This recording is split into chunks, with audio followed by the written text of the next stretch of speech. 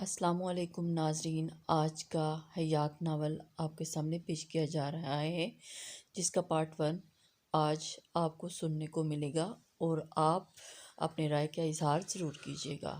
میں کچھ پوچھ رہی ہوں منال کہاں ہے؟ فائزہ بیگم جھنجھوڑ دیا تھا تقریباً سینے۔ مجھے نہیں، آپ بھی بس یہی کہہ کر گئی تھی 10 منٹ میں آ رہی ہوں، جب تک سنبھال لینا، نکاح سے پہلے آ جاؤں گی۔ جانا بہت ضروری میری دوست کی زندگی اور موت کا سوال ہے۔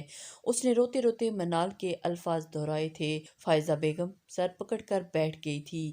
یا اللہ، اب کیا ہوگا؟ وہ لڑکا تو ہماری جان کو آ جائے گا۔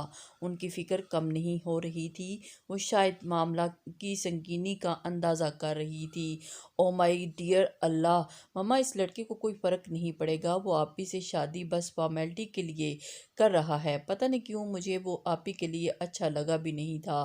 شکل اور عمارت کا غرور کسی کام کا نہیں ہوتا اگر اخلاق اور کردار ہی نہ ہو تو۔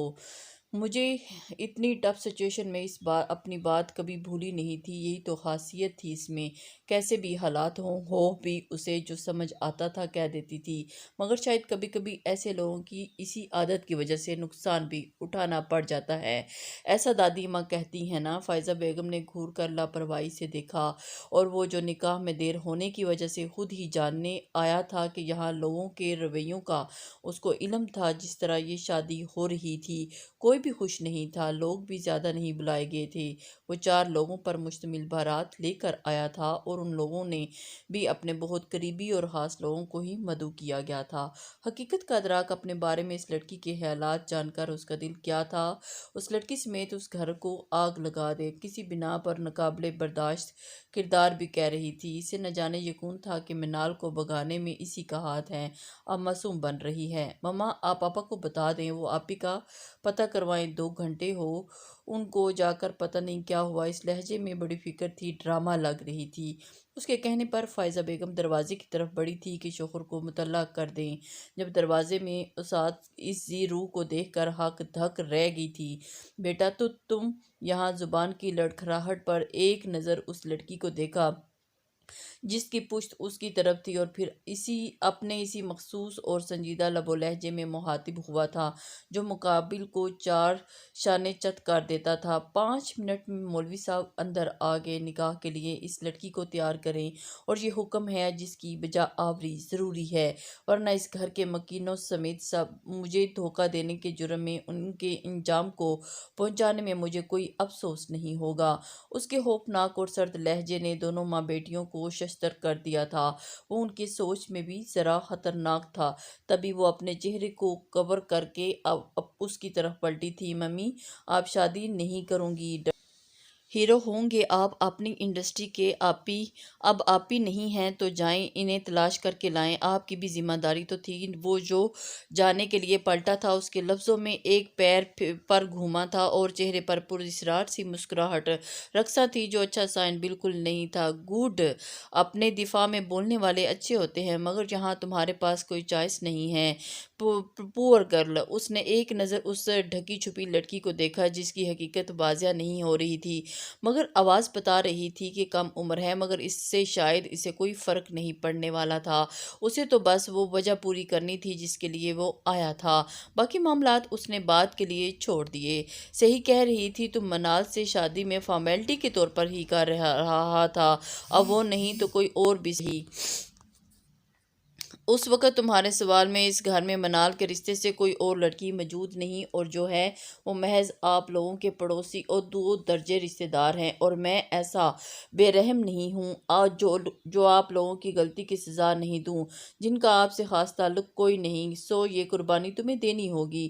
اگر مجرم تم ہو تو میری سزا بھی تمہیں ہی ملے گی۔ اپنے اس وقت نکاح کا فیصلہ کر کے سمجھ کر قبول کر لو، اچھی لڑکیوں کی طرح۔ شاید اس منال کے ساتھ مل کر مجھے دھوکہ دینے کی سزا بیٹا، تھوڑی بہت تمہیں بھی ملے گی۔ الفاظ اور لہجے میں ان دونوں کو خوفزدہ کر رہی تھی اور اپنی عزت کے مطابق بولنے سے باز نہیں آئی۔ یعنی آپ مانتے ہیں کہ آپ سے شادی ایک قربانی، ایک سزا ہے؟ جب آپ خود اپنی حقیقت سے آگاہ ہیں تو پھر کوئی جان بوجھ کر کھائی میں کیوں گرنا چاہے گا؟ اسی کی حاضر جوابی نے اس کی آنکھوں میں موجود سرد تاثر اور گہرا کر دیا۔ حیات تم جاؤ یہاں سے، میں بات کر رہی ہوں ان سے۔ فائزہ بیگم اس کے تاثرات سے خوفزدہ ہوئی۔ اس لڑکے کے ڈیمانڈ نے انہیں کنگ کر دیا تھا، مگر جاسوسی ناول کی ہیروئن کی دل دادہ انہیں بیٹی جوابی کارروائی کرنا نہیں بھولی تھی۔ 5 منٹ تم نے باتوں میں خراب کر دیے۔ پہلے اور آخری غلطی معاف کی جاتی ہے، مولوی صاحب کے سامنے شرافت سے اقرار کر لینا۔ دیکھو بیٹا، ہم ایسا نہیں کر سکتے، منال کی جگہ اس کو نہیں تم سمجھو بیٹا، لوگ کیا کہیں گے؟ اور کیا پتہ منال واقعی کسی مصیبت میں ہو جو پہنچ نہیں پائی۔ اس کے چہرے کا پتھریلا پن دیکھ کر انہوں نے معاملے کو ہینڈل کرنے کی کوشش کی تھی۔ No old lady, I don't have time, میں یہاں شادی کرنے آیا تھا، کیے بغیر نہیں جاؤں گا۔ اس سے پہلے کہ مزید تماشا ہو اور سب کے سامنے آپ لوگوں کی عزت کا جنازہ نکلے، نکاح کی رضامندی دے کر معاملے کو رفع دفع کریں۔ بہت وقت ضائع کروا دیا میرا، مگر میں نہیں۔ باقی کے لفظ منہ میں ہی رہ گئے، آنکھیں خوف سے پھٹنے کو تھی۔ ان دونوں ماں بیٹی کے سوا کوئی موجود بھی نہیں تھا، سب باہر تھے، اور یہاں یہ پل ان دونوں کے لیے قیامت لے آیا تھا جب اس کی ماں کی کنپٹی پر گن رکھی گئی تھی۔ مما، نہ نہیں، اس کی چیخ بے ساختہ تھی۔ چھوڑیں میری مما کو۔ اس نے اس کا ہاتھ ہٹانے کی کوشش کی تھی۔ خوف اس قدر تھا کہ وہ اپنی ماں کے سفید پڑتے چہرے کو بھی نہیں دیکھ پائی تھی۔ مم، مجھے منظور ہے شادی، آپ میری مما کو چھوڑ دیں۔ حیات چپ اور جاؤ، اپنے پاپا کو بلا کے لاؤ۔ اس کے اقرار نے جیسے اس کی ماں کے خواب کو جگا دیا تھا، شاید بیٹی کو قربان کرنے جی سوچ نے دہلا دیا تھا۔ میں تمہیں اس جیسے کمزور شخص کے حوالے بالکل نہیں کروں گی، تم جاؤ۔ انہوں نے دروازے کی طرف اشارہ کیا تھا، مگر وہ ٹس سے مس نہیں ہوئی۔ کوئی اس کے سامنے نہیں ڈٹ پائے گا۔ شاید اسے یقین ہو گیا کہ وہ بپھرا ہوا شیر ہے، جیسے ان کی کوئی بھی کوشش متاثر نہیں کر پائے گی۔ اپنے شوہر کو آپ کس طرح قائل کرتی ہیں؟ ڈونٹ کیئر، مگر نو مور ٹائم۔ وہ اس کے فیصلے کو سمجھ گیا اور لمبے لمبے ڈگ بھرتا نکلتا چلا گیا۔ اور پھر کس طرح فرحان صدیقی صاحب کو راضی کیا گیا، کیسے نکاح ہوا، کون آیا کون گیا، کیا جاتی ہوئی، اسے کچھ بھی خبر نہیں ہوئی۔ یہ پہلا حادثہ تھا جس نے اس کے حواس مکمل طور پر گم کر دیے تھے۔ سب فیملی ممبرز تھے، رسوائی کا خوف نہیں تھا، مگر ایک بیٹی کے غائب ہونے اور دوسری کے قربان ہونے نے ان مکینوں کی کمر توڑ دی تھی۔ اپنے عزیزوں کے غمزدہ چہرے اور جھکے سروں کو دیکھ کر اس کا دل چاہا تھا کہ ان کی گن لے کہ 6 کی 6 گولیاں اس کے سینے میں اتار دے، مگر ایسا صرف وہ سوچ سکتی تھی کہ اس کی شفافیت نے اسے بھی خوفزدہ کر رکھا تھا۔ ہماری بچی کو اس ناکردہ گناہ کی سزا مت دینا۔ آج تم نے ایک باپ کو کمزور کر دیا ہے جو اپنی بیٹی کی حفاظت نہیں کر پایا۔ امید تو نہیں، پھر بھی ہاتھ جوڑتے ہیں ہم تمہارے سامنے۔ ہماری بچی تمہارے مقابل بالکل چھوٹی ہے، تمہارا ظلم سہ نہیں پائے گی۔ منال کی سزا اسے مت دینا۔ جس طرح کا مظاہرہ آج تم نے کیا ہے، تم سے امید تو نہیں، مگر پھر بھی شاید کچھ انسانیت باقی ہو۔ بھیگے لہجے اور جڑے ہاتھوں نے حیات کے دل کو کس طرح مسلا تھا وہی جانتی تھی۔ آج تک یہ سر فخر سے اونچے رہے ہیں، اور آج آپ کی آپی ایک غلطی نے کیسے جھکا دیے تھے۔ کاش آپی میں زبردستی آپ کو روک لیتی، تب شاید وائلڈ اینیمل کچھ شرافت کا مظاہرہ کرتا، گھر والوں کی حالت تو ایسی نہ ہوتی۔ فلم شوٹ میں کرتا ہوں، مگر ڈرامہ آپ لوگ بہت اچھا کرتے ہیں۔ اپنی اگلی فلم میں یہ ڈالا گز اپنی اسکرپٹ میں ضرور ایڈ کر لینا۔ اولڈ لیڈی، دادی کی التجاؤں پر مذاق اڑتا اور اس کا لہجہ وہاں موجودگی اس کو شفافیت کا یقین دلا گیا تھا۔ دادی اور ماں اپنی بیٹی کو لپٹائے رو رہی تھی۔ حیات، اللہ کی امان میں دیا میرے بچے، اللہ تیری حفاظت کرے گا۔ تو کہتی ہے تو نہ تو اللہ کی لاڈلی ہے، تو واقعی ہر بات جیسے اللہ تک کہتی آئی ہو، آگے بھی اللہ ہی سے کہنا اور اپنے کمزور گھر کو معاف کر دے۔ دادی کی باتوں پر تڑپ کر سر اٹھایا تھا۔ نہیں دادی، ایسا نہیں کہیں، اللہ کے حوالے کر دیا تو نو ٹینشن۔ زبردستی مسکرانے کی کوشش کی گئی تھی۔ Now show time is over, چلو بی بی۔ دادی کے بازو سے لگی حیات کا ہاتھ پکڑتا وہ موجود لوگوں کو ایک نگاہ ڈالتا باہر کی طرف بڑھتا چلا گیا۔ عتیق، اوپن دا ڈور۔ महसूस लहजे में आर्डर देता हुआ उस तरफ बढ़ा जहां उसका ड्राइवर गाड़ी का दरवाज़ा खोले अपने मालिक का इंतज़ार कर रहा था, और पीछे ही दो बॉडीगार्ड खड़े हुए थे जो अपने डील डोल से काफ़ी खतरनाक टाइप के थे। गाड़ी में बैठने से पहले उसने अपने घर की तरफ मुड़ कर देखा था। मम्मा, पापा, दादी, फूफो, फूफा, साथ वाले सिराज अंकल और उनकी पूरी फैमिली, 4 बच्चों पर मुश्तमिल, और पापा के दोस्त, अब उनके 5 बच्चे, पूरा काफिला उसे हसरत बड़ी निगाहों से देख रहे थे, और उसके रिश्तों की आंखों से बहता सैलाब, चेहरे पर रकम अजियत, और उसे देर तक उसे देखने दिया था। गाड़ी में बैठो बीबी। महसूस हुक्म पर वो हसरत से देखती बैठ गई। गाड़ी के चलने से पहले उसने देखा था कि उसकी रोती बिलखती ज़मीन पर बैठी चली गई। कैसी हसरत थी जो पल पल उसकी तकलीफ को बढ़ा रही थी। या अल्लाह, मदद करना तेरे रहम के साथ। सीट की पुश्त से सर टिकाया था और फिर उसकी हिम्मत जवाब दे गई थी। पता नहीं जिंदगी का रंग दिखाने वाली थी, और उसने एक नज़र उस रोते सिसकते वजूद को देखा जो पूरी तरह एक ग्रे चादर में लिपटा था, जिस पर गौर करने की उसने ज़रूरत नहीं समझी थी। उसे तो शायद ये भी पता नहीं था वो खूबसूरत है या बदसूरत, अच्छी है या बुरी। उसने का यानी सोचों का झटका था और ड्राइवर को गाड़ी दौड़ाने का हुक्म दे दिया था। क्या वो वाकई जालिम था? कौन सी वजह थी जो वो ऐसा था, बिल्कुल बदलिहाज, दूसरों को जूते की नोक पर रखने वाला, 3 सालों में आसमान की बुलंदी को छूने वाला रोशन सितारा, फिल्म इंडस्ट्री का most wide hero Naufal Ahmad Khan, जिसकी लड़कियां तो लड़कियां, लड़के दीवाने थे, मगर अपने गरूर में उनकी तरफ देखता भी नहीं था, और एक अपने कम हसीयत वाली लड़की को ज़बरदस्ती ब्याह कर ले जा रहा था। बेफिक्र ज़िंदगी, हर गम से आज़ाद, माँ बाप की आंखों की ठंडक, दादी की जान, अपने भाई की दोस्त और राजदां, अपने माँ बाप की दूसरी मगर अकलौती औलाद। भाई होने के बाद अकलौती कैसे? क्योंकि पहली औलाद उसकी पुप्पी की 5 साल की थी, बे औलादी देखकर उन्हें दे दी, और फिर उसके 2 साल बाद उन्हें 2 जुड़वा बेटों की नेमत से नवाजा, मगर उन्होंने भतीजी मनाल को वापस नहीं किया, और उसकी बरकत से उनकी सूनी गोद भरी है। बेटों से ज़्यादा उसकी चाहती थी, और फिर 6 महीने से उसे अपने दूध पिलाकर हकीकी बेटी का लिया, और अब वो थी अपने माँ बाप दादी की वाहिद जमा पूंजी। इसके बाद उसकी माँ दोबारा माँ नहीं बन पाई। वो अकेली उनकी ज़िंदगी का वाहिद मरकज़ थी जहाँ ये सारे रिश्ते एक जगह आकर रुक जाते हैं। इसीलिए इसके बाप ने उसका नाम हयात फरहान सदीकी रखा था, और फिर उसकी पुप्पी ने अपने जुड़वा बेटों में से एक बेटा उसकी माँ को दे दिया था, जो 1.5 साल की उम्र में उसके पास आया था, वो और उससे 1 साल बड़ा था। और उसके बाद उसका नाम ना सिर्फ दूध शरीक भाई रखा था बल्कि खून शरीक बन गया। बचपन में उसके खून में इन्फेक्शन की वजह से खून बदलवाना पड़ा, जो फरहान सिद्दीकी का शफाफ खून था और उसे बहुत अहमियत था, और उसका नाम उसकी माँ ने अरीज से बदल कर अहमद रखा था। दोनों एक साथ जवान हुए, मगर वो छोटी होने की वजह से आंख का तारा थी। बचपन में ही दोनों बहन भाइयों ने 7 साल उम्र में तजवीद के साथ कुरान पाक सीखा, और उनकी उम्र के मुताबिक क्लास में लिया गया। दोनों ने कोई भी कभी सहेली या दोस्त नहीं बनाए, दोनों खूब दोस्ती थी। एसएससी के साथ ही अहमद का कुरान हिफ्स भी हो गया था।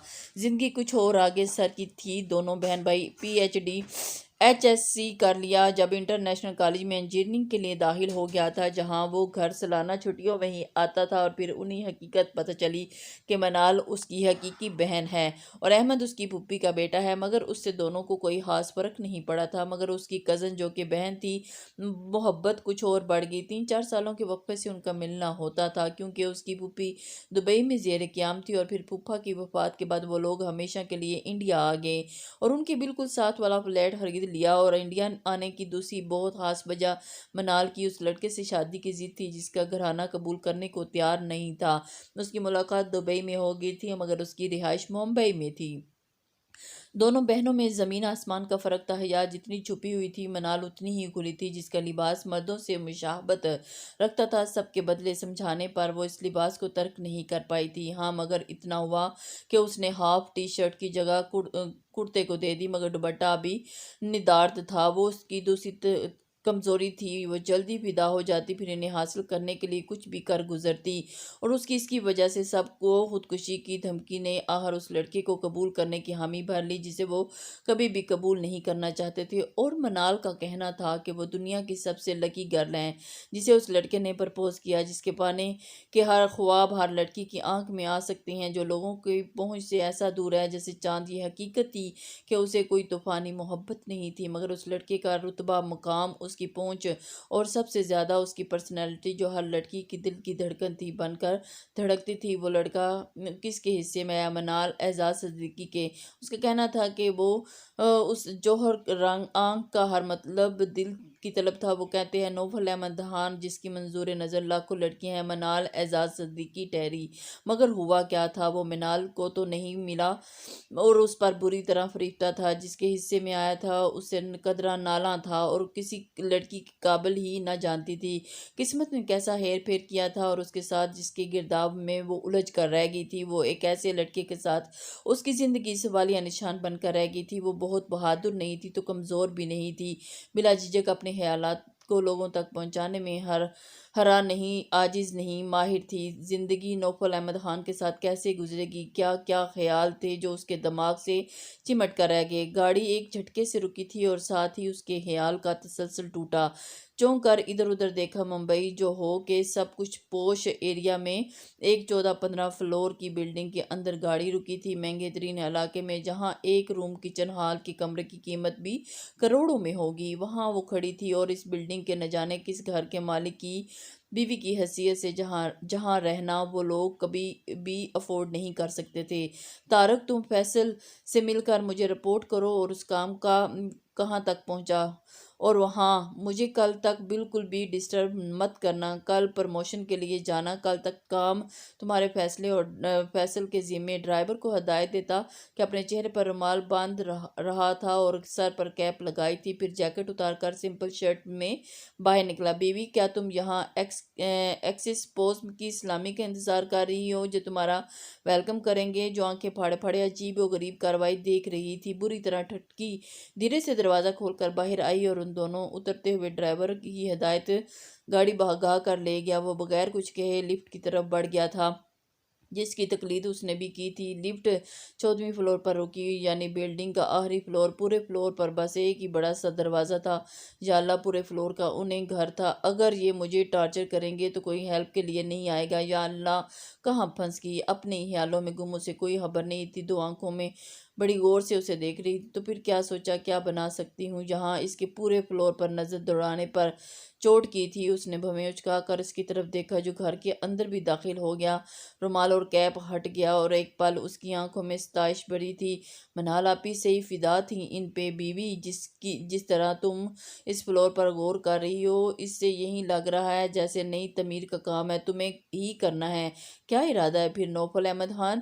تمہیں خود اندر آنے کی دعوت دیتا ہے، چلو آؤ اندر، اور اسے زیادہ پروٹوکول ڈیزرو نہیں کرتی۔ کچھ دیر پہلے شوخی غائب تھی، کچھ کھردرے اور اکھڑے لہجے میں کہتا اندر بڑھ گئی، یا اللہ کتنے رنگ ہیں ان کے، ابھی تو شروعات ہے۔ یہ بندہ کیا سوچ کے دیا ہے مجھے؟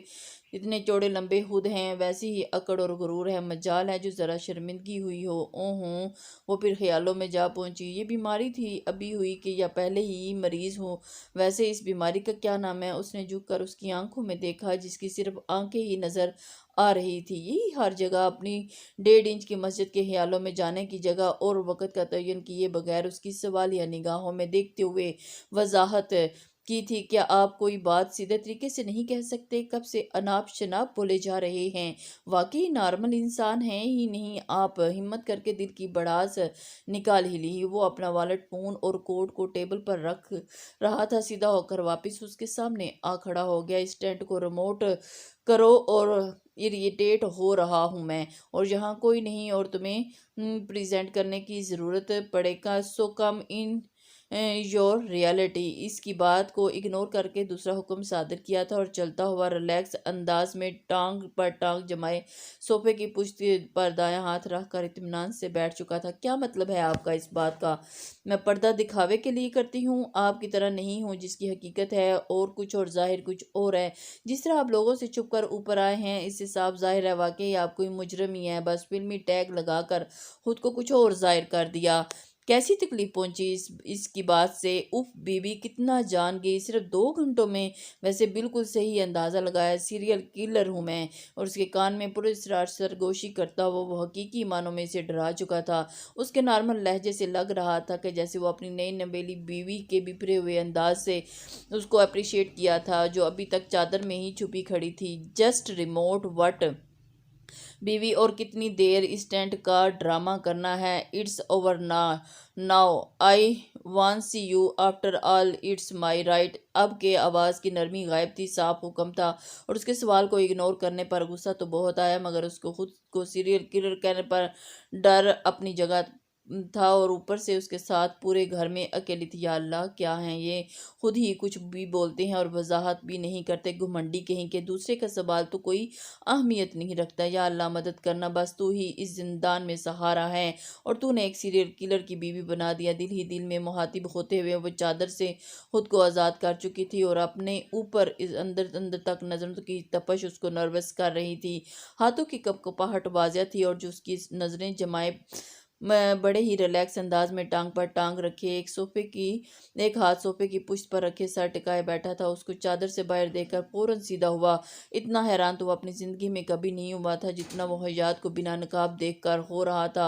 ढीला ढाला निकाह का जोड़ा, और वो अपनी पसंद के मुताबिक लाया था। ऑफ वाइट गाउन जिस पर मल्टी कलर का वर्क था, जिसकी खूबसूरती उसके कीमती होने का पता दे रही थी, मगर वो मनाल के लिए था जिसका साइज उसके लिए बिल्कुल परफेक्ट नहीं था। मगर इस लड़की के ना सिर्फ लंबा था, अच्छा खासा ढीला था, इसकी कमर कोई बेल्ट बांध कर अड़ा सा हुआ था। उलझे, ओ माय गॉड। गुस्से में मैं एक 16 साल 17 की बच्ची से शादी कर ली। How good you Naufal Ahmad Khan. इतनी बड़ी गलती। वो अपने सर को दोनों हाथों में जकड़े हुए अपने अंदर की जंग से नबर्द आजमा था, और वो हैरान परेशान उसको खुद से लड़ते देख रही थी, जो उसकी समझ से बिल्कुल बालातर था। अब क्या हुआ? आप तो ऐसे रिएक्ट कर रहे हैं जैसे भूत देख लिया। अपनी बातों से वो बिल्कुल भी बची नहीं लग रही थी। हाँ, लहजा आवाज़ ज़रूर बचकाना था। उम्र क्या है तुम्हारी? अब वो खुद को कंपोज कर चुका था। अब हैरान होने की बारी उसकी थी। बताओ, क्या उम्र है तुम्हारी? आपकी आवाज़ सर थी। 20 साल 5 महीने। वट, तुम 20 साल की हो? हैरत कुछ और बढ़ गई। नहीं, 40 साल की हूँ। कोई एतराज़? नो, रूठा अंदाज और बच्ची जाहिर कर रहा था, और जो चॉकलेट को गिल्ट में महसूस कर रहा था, और उसकी हकीकी उम्र सुनकर रिलैक्स हो रहा था। मगर उलझन भी अभी थी, और वजह भी उसकी हद दर्जा उम्र चोर होना था। क्या वाकई लड़की इतनी